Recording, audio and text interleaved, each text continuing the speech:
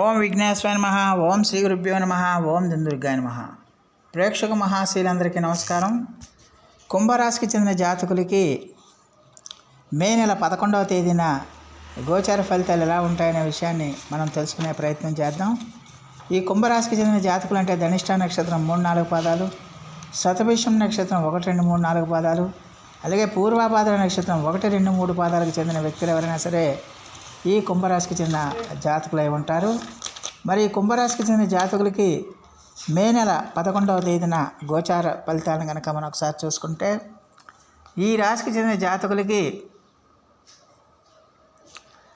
మే నెల 11వ తేదీన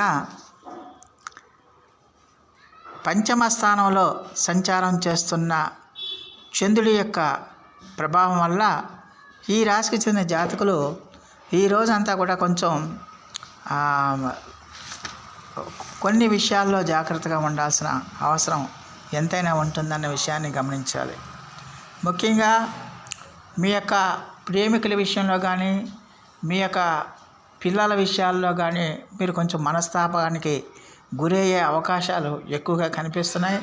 అలాగే వాళ్ళకి మీకు మధ్య ఎలాంటి ప్రపంచాలు కానీ, ఎలాంటి అభిప్రాయాలు భేదాలు కానీ, ఎలాంటి మాట పట్టింపులు లేకుండా చూసుకోవాల్సిన అవసరం ఎంతైనా ఉంటుందన్న విషయాన్ని గమనించాల్సిన అవసరం ఉంటుంది. ఆదాయపరంగా ఈ రాశికి చెందిన జాతకులకి ఈ రోజున అనుకూలంగానే ఉన్నప్పటికీ కూడా ఖర్చుల విషయంలో మాత్రం కొంచెం జాగ్రత్తగా ఉండాల్సిన అవసరం ఉంటుంది. అనాలోచిత ఖర్చులు చేయడానికి అవకాశం ఉంటుంది.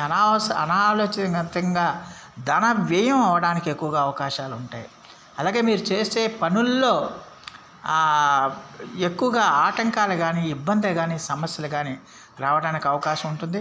మీరు అనుకున్న టైంకి అనుకున్న విధంగా ఆ పనులన్నీ కూడా పూర్తి కాకపోవడం వల్ల మీరు కొంచెం మానసికంగా అశాంతికి గురవుతారు. మానసికమైన ఆందోళనకి గురవడానికి ఎక్కువగా అవకాశం ఉంటుందన్న విషయాన్ని గమనించాలి.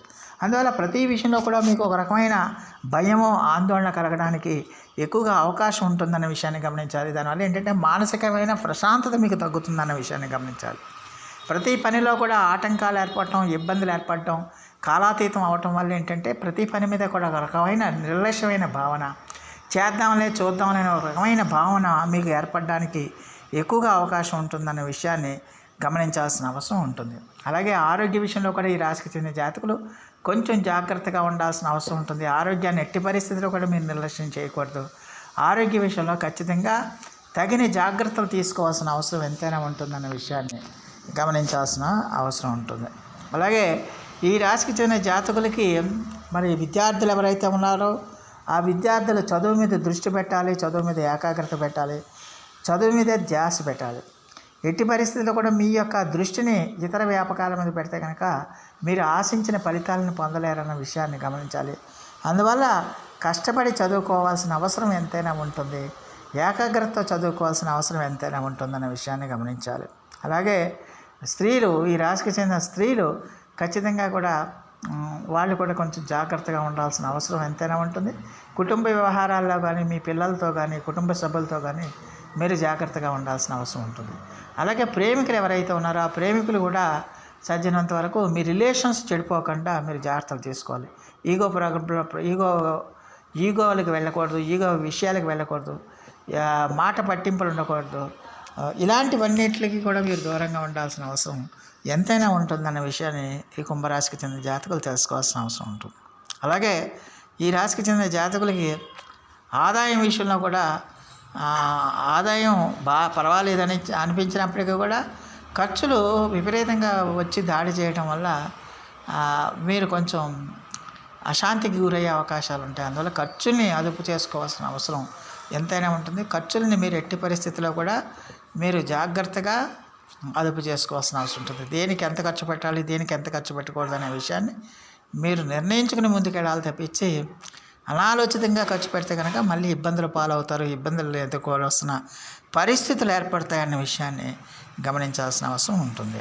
అలాగే మీరు చేస్తున్న పనులకి ఆటంకాలు వచ్చినప్పటికీ కూడా మీ యొక్క కృషిని మీరు విడిచిపెట్టకుండా మీరు నిరంతరాయంగా మీరు పని చేసుకుంటూ పోతే కనుక ఖచ్చితంగా సానుకూల ఫలితాలే రావడానికి అవకాశం ఉంటుందన్న విషయాన్ని ఈ కుంభరాశికి చెందిన జాతకులు తెలుసుకోవాల్సిన అవసరం ఎంతైనా ఉంటుంది. మరి ఈ రాశికి చెందిన జాతకులు మరిన్ని మంచి ఫలితాల కోసం, మరిన్ని సత్ఫలితాల కోసం ఈ రాశికి చెందిన జాతకులు ఈ రోజున